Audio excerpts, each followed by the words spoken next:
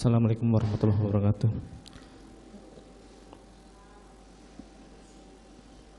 Bismillahirrahmanirrahim. Yang mulia Majelis Hakim, yang terhormat para jaksa penuntut umum, yang terhormat para penasihat hukum, serta hadirin yang saya muliakan. Dalam kesempatan ini izinkan saya memanjatkan puji dan syukur kehadirat Allah Subhanahu wa taala karena atas segala rahmat dan karunia-Nya sehingga saya dapat hadir mengikuti sidang penyampaian nota pembelaan saya pada hari ini. Saya mengucapkan terima kasih yang sebesar-besarnya kepada Yang Mulia Majelis Hakim karena telah memberikan kesempatan kepada saya untuk menyampaikan nota pembelaan atas dakwaan terhadap saya dalam perkara tindak pidana ini. Yang Mulia Majelis Hakim, saya merupakan seorang anggota Polri. Saya dididik selama 11 bulan dan setelah dilantik saya ditempatkan di Polres Brebes, Polda Jawa Tengah. Selama saya bekerja sebagai anggota Polri di Polres Brebes, 3 kali saya dipercaya menjadi driver atau penajudan Kapolres Brebes, yaitu pada tahun 2009, 2010, dan 2013. Saya selalu berusaha sebaik mungkin menjalankan tugas dan tanggung jawab saya dimanapun saya ditempatkan.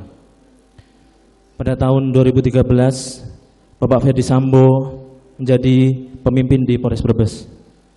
Beliau menjabat sebagai Kapolres Brebes hingga tahun 2015.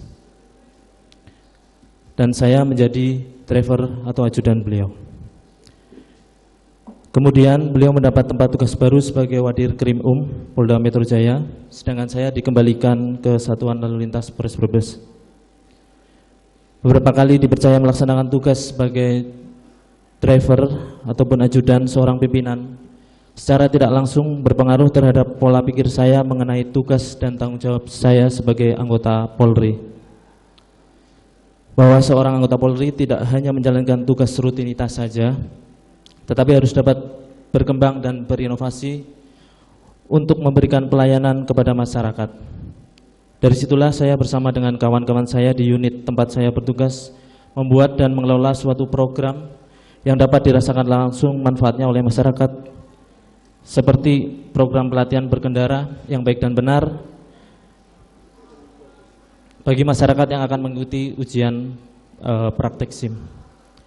Kami namai dengan program Trabas atau Terampil Berkendara Bersama Satlantas, serta sistem pengaduan online pelayanan SIM apabila pemohon SIM mempunyai keluhan atau pertanyaan seputar pelayanan SIM, dan akan langsung dijawab oleh operator pelayanan pengaduan tersebut. Selama saya ditugaskan di Satuan Lalu Lintas Polres Brebes, saya juga dipercaya sebagai operator penilaian sistem informasi pelayanan publik oleh Kementerian Pendayaan Aparatur Negara dan Reformasi Birokrasi tahun 2018, 2019, dan tahun 2020, operator penilaian survei kepuasan masyarakat dari LSM Gebrak tahun 2018, dan operator penilaian survei kepuasan masyarakat dari Lembaga Penelitian dan Pengabdian kepada Masyarakat Universitas Pancasakti Tegal tahun 2020. Selain itu, saya juga pernah mendapatkan reward sebagai penerima penghargaan atas dedikasi dalam tugas dan pelaksanaan pelayanan kepada masyarakat sesuai standar operasional prosedur pada tahun 2018 dan 2020. Saya sangat mencintai pekerjaan saya, di samping sebagai jalan untuk mengabdi, menjadi seorang anggota Polri merupakan kebanggaan, impian, dan cita-cita saya. Saya bertugas di Satuan Lalu Lintas Polres Brebes sampai dengan tahun 2021. Kemudian pada tanggal 9 Februari 2021 saya mendapat surat perintah dari Polda Jawa Tengah untuk melaksanakan tugas perbantuan personel atau BKO pada Satuan Divpropam Polri yang kemudian ditugaskan menjadi ajudan dari Kadif Propam Polri saat itu, yaitu Irjen Pol Ferdi Sambo, SHS IKMH. Merupakan suatu kebanggaan tersendiri bagi saya yang saat itu hanya seorang anggota Polri di wilayah, dipercaya untuk menjadi ajudan dari pejabat utama Mabes Polri. Saya sangat berharap semoga semakin banyak wawasan dan pengetahuan yang bisa saya peroleh sehingga apabila nanti kembali ditugaskan di Polres Brebes dapat memberikan kontribusi bagi kemajuan Polres Brebes. Lingkungan kerja yang baru menuntut saya untuk segera beradaptasi dengan cepat. Ritme pekerjaan, tingkat kesibukan, cara bertindak dalam mendampingi seorang pejabat utama Polri sangat berbeda dibandingkan pada saat saya menjadi driver atau ajudan Kapolres. Tetapi suasana kerja perangkat baik driver, ajudan maupun sipil tidak berbeda jauh ketika Bapak Ferdi Sambo menjabat sebagai Kapolres Brebes. Bapak Ferdi Sambo, Ibu Putri, serta putra dan putri beliau memperlakukan kami semua seperti bagian dari keluarga beliau sendiri. Beliau juga memperhatikan keluarga kami, kedekatan kami tidak seperti hubungan pimpinan dan bawahan.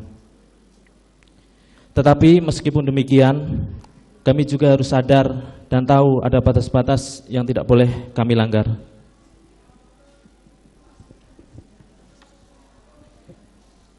Yang mulia Majelis Hakim, yang terhormat para penuntut umum, yang terhormat para penasihat hukum. Pada malam dini hari tanggal 7 Juli 2022, sekitar pukul 00, Bapak Ferdi Sambo dan Ibu Putri merayakan hari ulang tahun pernikahan di rumah Magelang. Seperti biasanya pada perayaan-perayaan sebelumnya, suasana sangat hangat, terpancar kebahagiaan pada kami semua yang ada di rumah. Pada pagi hari Bapak Ferdi Sambo harus kembali ke Jakarta karena tugas, sedangkan Ibu Putri tetap berada di rumah Magelang untuk memantau putrinya yang baru masuk di sekolah SMA Taruna Nusantara. Tidak pernah terbayangkan sedikit pun ada kejadian pada malam hari tanggal 7 Juli 2022 di rumah Magelang yang selanjutnya membuat saya dituduh melakukan bentuk perbuatan melawan hukum.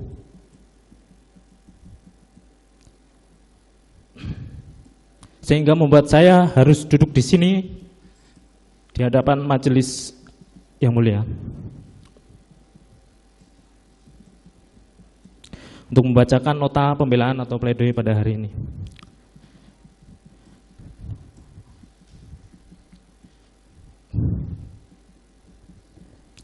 Pengamanan senjata api yang dianggap oleh penuntut umum sebagai bagian dari perencanaan pembunuhan terhadap almarhum Nofriansah Yosua Huta Barat. Dengan tegas saya sampaikan bahwa saya tidak pernah tahu ada rencana pembunuhan.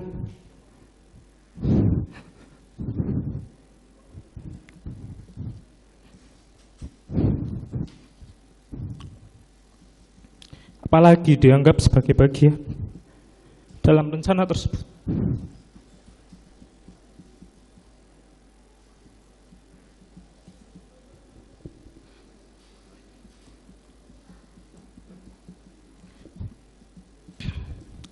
Pada saat itu terjadi keributan antara almarhum Yosua Nofriansah Huta Barat dengan Om Kuat Ma'ruf.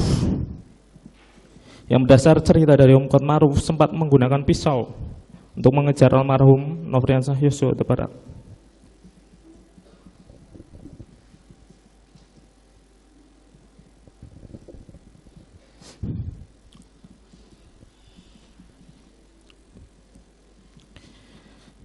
Saya sebagai seorang anggota Polri, sebagai senior, sebagai yang dituakan, melakukan tindakan mengamankan senjata api sebagai bentuk antisipasi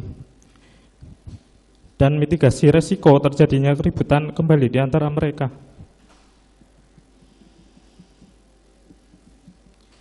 Upaya pengamanan terhadap pisau yang dipakai juga sudah saya lakukan malam itu, dan tindakan pengamanan senjata api sudah saya sampaikan langsung terhadap almarhum Yosua. Saya sama sekali tidak mengetahui ada permasalahan antara almarhum Nofriansah Yosua Huta Barat dengan Ibu Putri.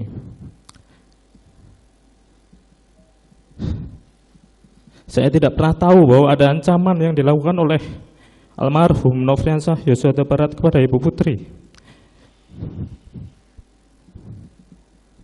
Selain itu, yang mulia Majelis Hakim, saya tidak pernah ada permasalahan baik secara pribadi maupun kedinasan dengan almarhum Yosua. Dari keterangan saksi yang hadir di persidangan, tidak ada yang menyebutkan ada perintah terkait mengamankan senjata. didukung hasil pemeriksaan poligraf kepada saya dengan isu apakah ada seorang yang menyuruh mengamankan senjata milik Nofriansah Yosua. Yang saya jawab tidak ada dan sudah terindikasi jujur.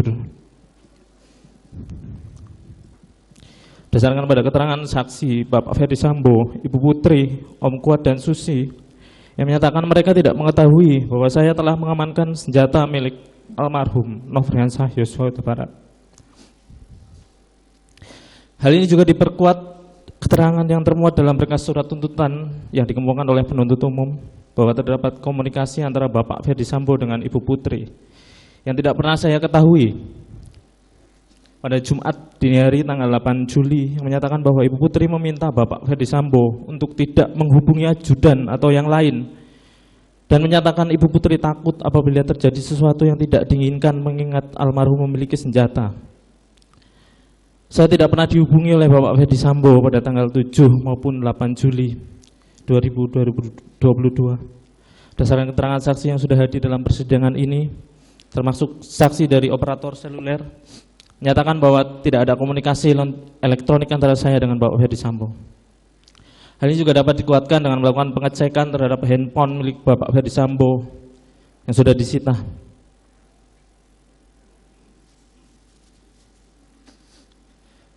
Mohon izin yang melanjutkan yang mulia majelis hakim.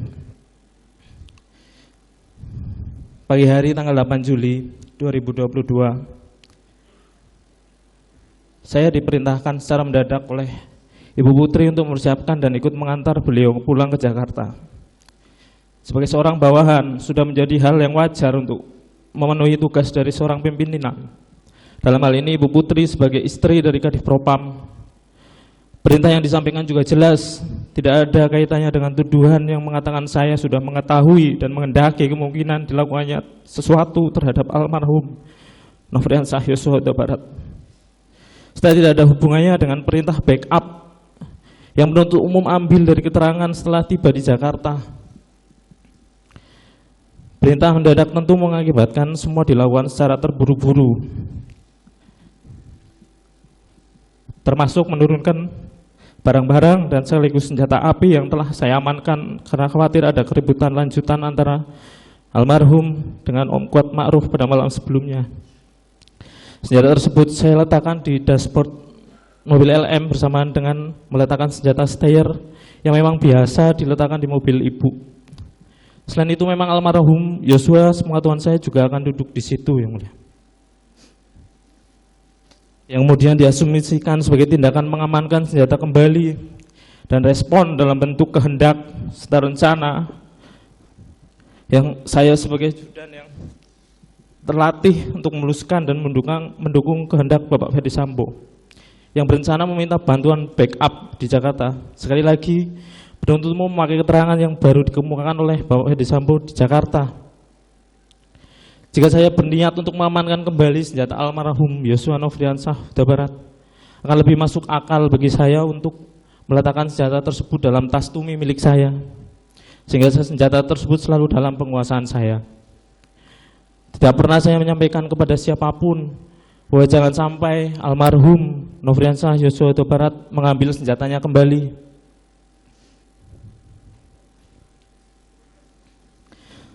Setelah selesai kendaraan dan barang-barang disiapkan, sudah menjadi tugas saya untuk melakukan pengecekan ulang dalam rumah, memeriksa barangkali masih ada barang milik Ibu Putri yang tertinggal.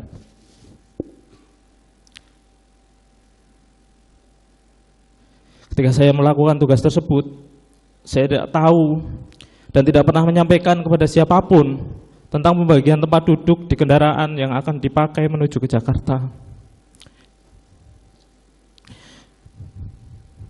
Dalam berkas surat tuntutan selalu disampaikan bahwa almarhum Nofriansah Yosua Huta Barat harus selalu diawasi dan dikawal sejak awal berangkat dari Magelang ke Jakarta, pada saat berhenti di rest area maupun saat di rumah Duren 3. Tapi dalam berkas tuntutan tidak pernah menyebutkan perintah pengawasan dan pengawalan disampaikan oleh siapa kepada siapa, serta kapan dan di mana perintah itu disampaikan. Dimulai dari pembagian tempat duduk saat berangkat ke Jakarta yang tidak didukung satupun keterangan, saksi atau bukti. Pada saat mampir di rest area tol untuk ke kamar kecil, dari keterangan saksi di pengadilan, sudah jelas bahwa saya yang meminta kepada Patwal melalui HT karena saya sudah ingin buang air kecil. Jika memang harus diawasi, maka semestinya saya tidak boleh melepaskan pengawasan saya ketika di Saguling saya dipanggil oleh Bapak Ferdi Sambo. Dari semua keterangan saksi tidak ada yang saya perintah atau saya minta tolong untuk mengawasi keberadaan almarhum Yosua di Saguling. Dan terakhir di rumah Duren 3, ketika kami tiba dan semua turun dari mobil serta terlihat di CCTV yang sudah diputar di pengadilan, saya tidak pernah sedikit pun selalu memperhatikan gerak-gerik dan keberadaan almarhum Nofriansah Yosua Huta Barat. Saya tidak segera masuk karena harus memutar balik mobil yang akan digunakan Ibu Putri kembali ke Saguling setelah hasil PCR keluar. Saya tidak mempunyai penglihatan super yang mampu menembus pagar rumah untuk memastikan keberadaan almarhum Nofriansah Yosua Huta Barat, sementara saya berada di dalam mobil. Dan sudah kita ketahui bersama yang mulia, bahwa di bagian depan rumah Duren 3 juga terdapat garasi dan pintu pagar yang dapat terbuka. Sedangkan dari rekaman CCTV terlihat pada saat almarhum Nofriansah Yosua Huta Barat berada di sekitar tempat itu, saya sama sekali tidak pernah mendekat ke arah almarhum Nofriansah Yosua Huta Barat. Yang mulia majelis hakim, yang terhormat para jaksa penuntut umum, yang terhormat para penasihat hukum, dalam perjalanan dari Magelang ke Jakarta, saya sudah sampaikan kepada almarhum Nofriansah Yosua Huta Barat bahwa senjata miliknya ada di dashboard mobil LM.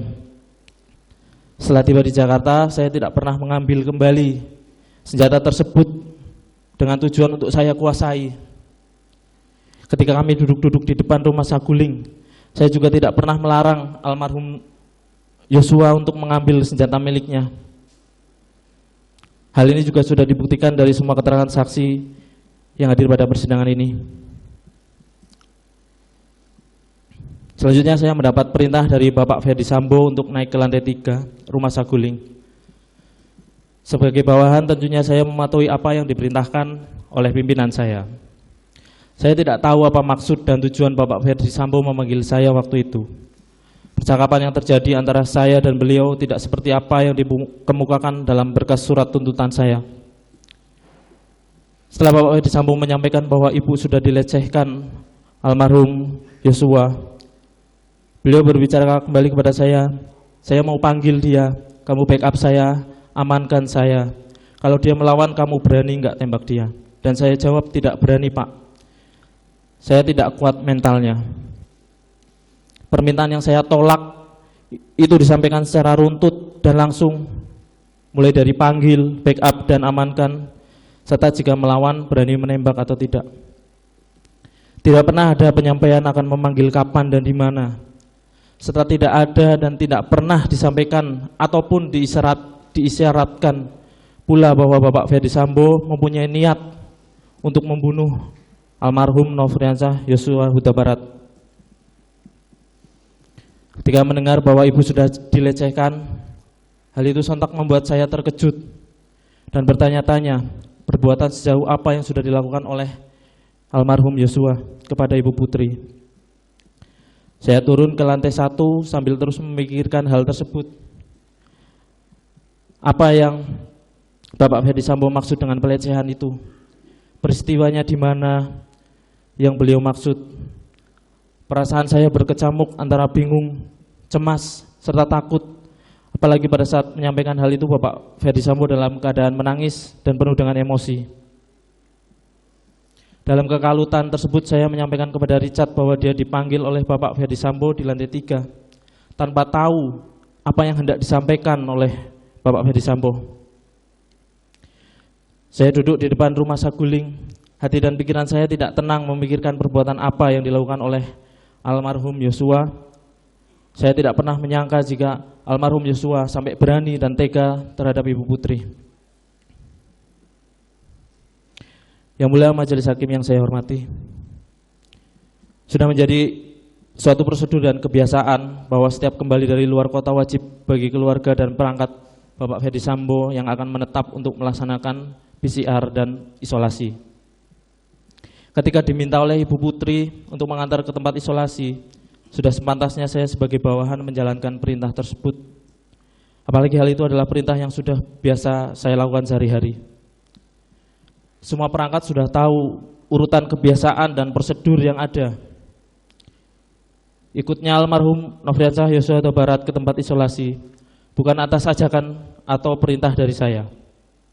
Dapat kita lihat bersama dalam CCTV, pada saat Ibu Putri meminta saya untuk mengantar isolasi, saya sama sekali tidak ada interaksi dengan almarhum Yosua dan tidak ada keterangan saksi atau bukti yang menyebut saya mengajak almarhum Yosua untuk ikut ke tempat isolasi.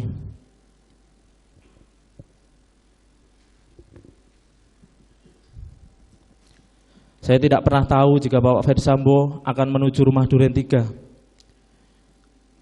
Sepengetahuan saya, Bapak Ferdi Sambo akan menghadiri undangan untuk bermain badminton di Depok seperti yang disampaikan Romer dan Prayogi pada saat kami duduk di depan rumah Saguling. Pada saat disampaikan oleh Om Kuat Ma'ruf bahwa saya dan almarhum Yosua dipanggil oleh Bapak Ferdi Sambo, tidak pernah terbayangkan dan terfikirkan sedikit pun bahwa almarhum Yosua akan ditembak dan dibunuh di rumah Duren 3. Peristiwa penembakan terjadi begitu cepat. Ketika saya masuk karena dipanggil dan berjalan mendekat ke ruang tengah, saya melihat almarhum Yosua sudah berada di depan dari Richard dan Bapak Ferdi Sambo. Saya mendengar ucapan jongkok yang diikuti Richard menodongkan senjata kemudian menembak almarhum Yosua. Melihat kejadian tersebut membuat saya merasa sangat takut, kaget, dan panik. Saya mendengar suara Romer dan saya segera mencoba menghampiri ke arah dapur di mana Romer tadi terakhir saya lihat ada di sebelah karpot, dengan tujuan untuk dapat memberikan pertolongan. Saya merasa shock dan bingung dengan apa yang baru saja terjadi di depan mata saya. Pasca peristiwa penembakan, banyak anggota yang berdatangan ke rumah Duren 3. Saya hanya berada di sekitar karpot dan melihat Bapak Ferdi Sambo menemui semua yang datang saat itu, tanpa ada satupun yang bertanya kepada saya. Seperti yang kita ketahui, Yang Mulia, banyak dari pimpinan saya juga sedang menjalani sidang kasus obstruction of justice dalam perkara ini. Sampai pada akhirnya, saya dibawa oleh anggota Provos ke kantor Biro Provos Mabes Polri untuk dimintai keterangan. Di ruang Provos, Bapak Ferdi Sambo memanggil saya, Om Kuat, dan Richard ke salah satu ruangan, kemudian menyampaikan kepada kami skenario tembak-menembak yang terjadi di rumah Duren 3 dengan tujuan membantu Richard pasca peristiwa penembakan tersebut. Beberapa hari setelah pemeriksaan oleh Provos, Paminal, dan penyidik, saya dipanggil oleh Bapak Ferdi Sambo. Beliau menanyakan apakah saya masih menyampaikan sesuai skenario yang disampaikan di ruang Provos kepada penyidik. Kemudian tanpa tahu maksud dan tujuannya, saya ditunjukkan amplop yang katanya berisi uang. Akan tetapi tidak pernah diberikan dan tidak pernah saya terima, serta tidak pernah saya harapkan hingga saat ini. Beberapa kali saya menjalani proses pemeriksaan, saya masih menceritakan kronologi peristiwa di rumah Duren 3 adalah peristiwa tembak-menembak. Saya merasa sangat gelisah, tertekan, dan tidak tenang karena tidak menyampaikan kejadian yang sebenarnya. Itu semua karena setiap kembali dari pemeriksaan, Bapak Ferdi Sambo selalu menanyakan dan menyampaikan kepada saya untuk bertahan pada skenario tembak-menembak tersebut. Saya masih tinggal di rumah beliau dan saya masih sebagai bawahan beliau yang terpaksa harus menuruti perintah beliau. Hingga pada tanggal 7 Agustus 2022 saya dibawa oleh anggota Provos untuk kemudian dilaksanakan patsus. Dan pada tanggal itu juga saya ditetapkan sebagai tersangka dan langsung dilakukan penahanan. Saya ditunjukkan keterangan dari Richard yang menunjukkan pelaku penembakan terhadap almarhum Yosua dilakukan semua oleh Bapak Ferdi Sambo. Yang kemudian saya diminta untuk membaca Al-Quran Baru setelah itu saya menuliskan testimoni kejadian sebenarnya peristiwa yang terjadi pada tanggal 8 Juli 2022 di rumah Duren 3. Sesuatu yang sangat sesali yang seharusnya saya sampaikan dari awal dilakukan pemeriksaan oleh penyidik kepada saya. Dalam kesempatan ini, izinkan saya untuk menyampaikan permohonan maaf saya kepada keluarga besar almarhum Nofriansyah Yosua Huta Barat dan masyarakat karena sejak awal tidak menyampaikan kejadian yang sebenarnya pada saat diperiksa oleh penyidik, pada Kepolisian Negara Republik Indonesia, para pemimpin Polri, dan rekan-rekan anggota Polri dimanapun ditugaskan. Kepada ibu, istri, putri-putri saya, dan seluruh keluarga besar saya memohon maaf atas kejadian yang menimpa saya. Pasti ada dampak yang kalian terima, baik secara langsung maupun tidak langsung. Mohon maaf sudah membuat kalian cemas dan sedih, terutama atas segala doa. Terima kasih atas segala doa dan dukungan tanpa batas dari kalian semua, sehingga membuat saya mampu melewati situasi yang sulit ini. Yang mulia Majelis Hakim, yang terhormat para penuntut umum, yang terhormat para penasihat hukum, serta hadirin yang saya muliakan.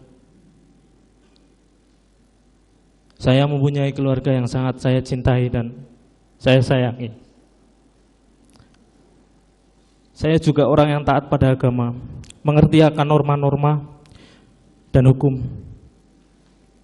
Saya juga merupakan orang yang masih sehat akal dan jiwanya.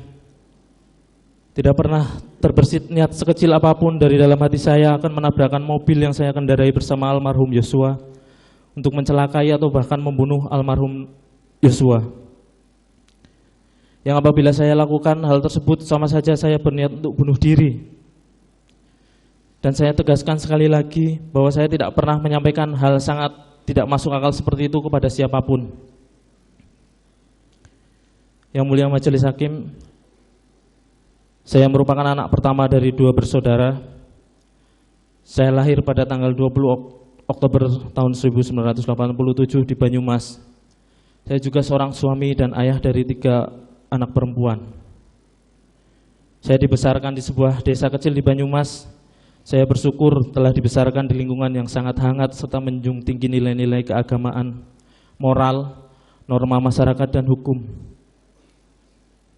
Bapak saya merupakan seorang anggota Polri.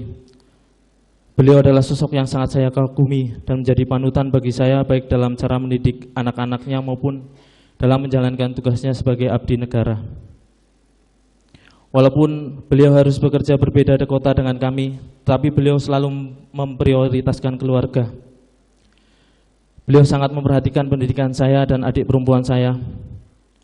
Saya teringat sewaktu masih kecil, saya selalu diajak beliau untuk sholat berjamaah di musola dekat rumah kami, dan dengan sabar beliau mengajarkan saya cara membaca Al-Quran serta menghafal surat-surat Al-Quran. Hal ini menginspirasi saya untuk menanamkan pendidikan agama sejak dini kepada ketiga putri saya, seperti yang beliau lakukan untuk saya. Namun saat ini saya belum bisa melakukan hal yang sama untuk putri-putri kecil saya. Tanggal 25 Agustus 2010, saat saya sedang menjalankan tugas di Polres Brebes, saya mendapat berita duka bahwa bapak saya mengalami kecelakaan dan beliau meninggal dunia. Saya langsung bergegas pulang ke kampung halaman saya dengan hati yang sangat terluka. Saya merasa sangat terpukul. Beliau meninggalkan kami begitu cepat. Tapi saya harus ikhlas karena saya percaya semua itu terjadi karena Allah lebih sayang kepada beliau. Saya selalu ingat pesan dari almarhum bapak saya bahwa berbuat baik harus dilandasi dengan rasa tulus ikhlas tanpa mengharapkan balasan apapun dari perbuatan yang kita lakukan. Jangan pernah berprasangka buruk terhadap segala sesuatu, karena kita tidak tahu sebenarnya apa yang tidak kita ketahui. Sepeninggal almarhum bapak saya, ibu saya yang merupakan guru sekolah dasar harus membimbing saya dan adik saya seorang diri.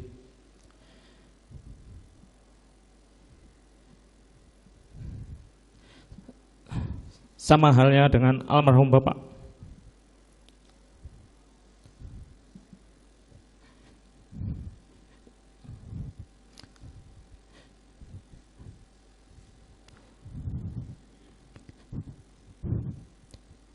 Ibu saya sangat menyayangi saya.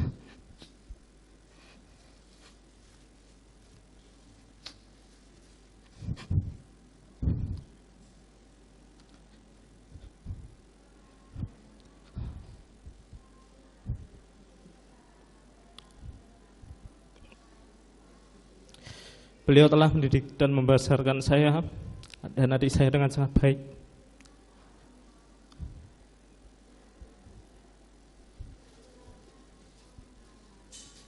Beliau sosok wanita yang hebat, yang kuat, selalu berjuang dan rela mengorbankan segalanya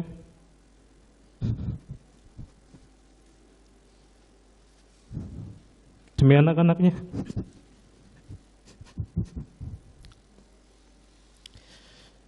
Beliau selalu mengingatkan kepada kami bahwa tempat terbaik untuk bergantung hanya kepada Allah Subhanahu wa Ta'ala. Saya percaya doa ibu akan selalu mengiringi langkah saya dan menyelamatkan saya dari segala musibah.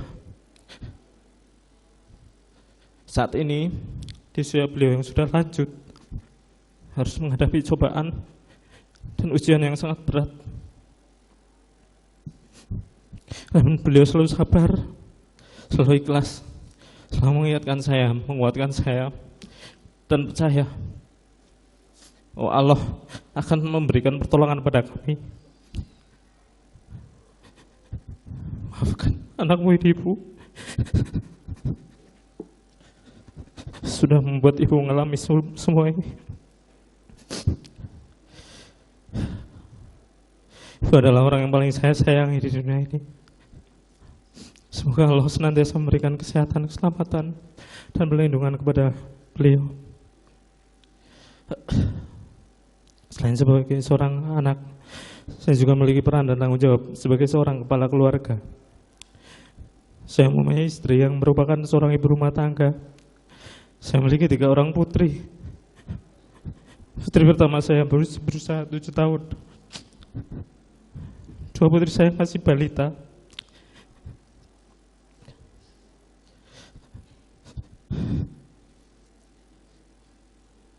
Saya yang merupakan tulang punggung bagi istri dan ketika berharap kepada Allah semoga selalu memudahkan saya dalam menunaikan kewajiban saya untuk memberikan nafkah kepada keluarga.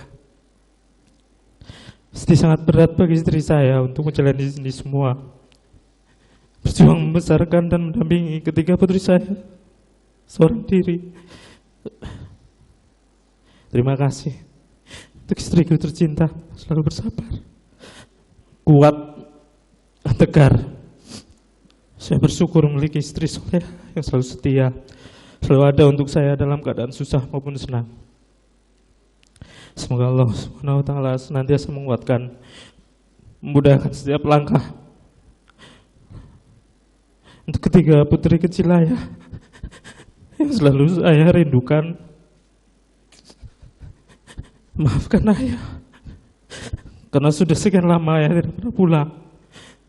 Semoga kalian selalu ingat dan rindu akan ayah. Ayah berdoa agar kalian tumbuh sehat dan bahagia. Semoga ayah bisa selalu ada untuk kalian, melindungi, mendampingi, serta membimbing kalian dalam bertumbuh. Semoga ayah segera kembali bersama-sama kalian.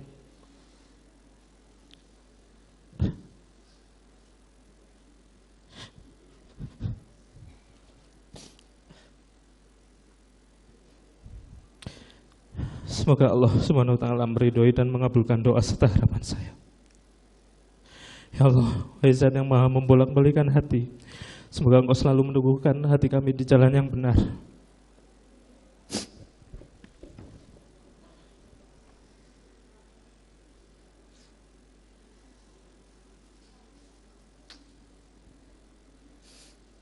Yang mulia Majelis Hakim, yang terhormat para penuntut umum, yang terhormat para penasihat hukum, melalui kesempatan yang telah diberikan oleh Yang Mulia Majelis Hakim dalam nota pembelaan pribadi saya ini, saya ingin menyampaikan bahwa saya tidak pernah sedikit pun menginginkan, mengendaki, merencanakan, atau mempunyai niat menghilangkan nyawa almarhum Nofriansah Yosua Huta Barat.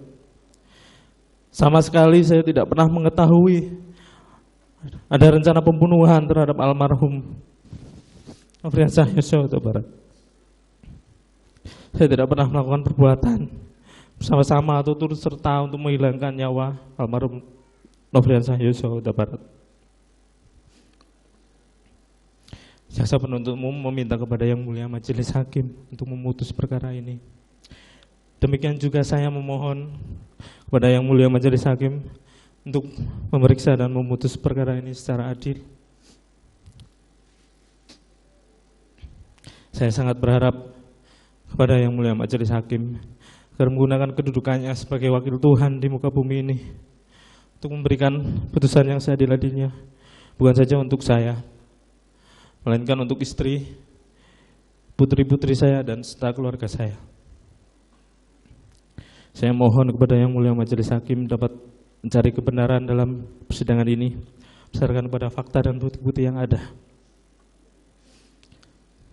Saya berdoa kepada Allah Subhanahu wa Ta'ala supaya Majelis Hakim yang mulia berkenan menerima pembelaan saya, pembelaan yang saya ajukan, pembelaan yang akan disampaikan oleh penasihat hukum saya, membebaskan saya dari dakwaan dan tuntutan, serta memulihkan segala hak saya dalam kemampuan, kedudukan, serta harkat dan martabat saya. Demikian pembelaan pribadi saya yang saya sampaikan kepada Yang Mulia Majelis Hakim dalam persidangan ini. Dari Rutan Salemba, Cabang Kejagung, hormat saya terdakwa Riki Rizal Wibowo. Terima kasih Yang Mulia.